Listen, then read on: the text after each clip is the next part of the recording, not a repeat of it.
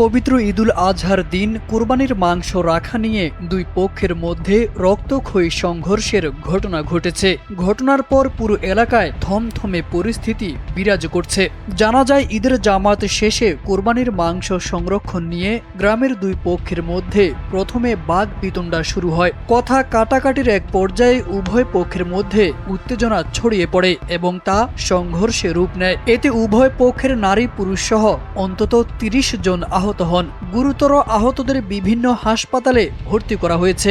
ভাঙ্গা থানা সূত্রে জানা যায়, খবর পেয়ে পুলিশ ঘটনাস্থলে পৌঁছে পরিস্থিতি নিয়ন্ত্রণে আনেন। বর্তমানে এলাকায় অতিরিক্ত পুলিশ মোতায়েন করা হয়েছে। বৃহস্পতিবার সকাল 10টার দিকে ফরিদপুরের ভাঙ্গা উপজেলার আলগি ইউনিয়নের পূর্ব আড়ুয়াকান্দি গ্রামে এই সংঘর্ষের ঘটনা ঘটে। জীবন অবাক না করলে কে করবে? 28% মিল্ক ফ্যাটের অবাক করার সাথে ফ্রেশ মিল্ক পাউডার। জীবন অবাক করুক প্রতিদিন।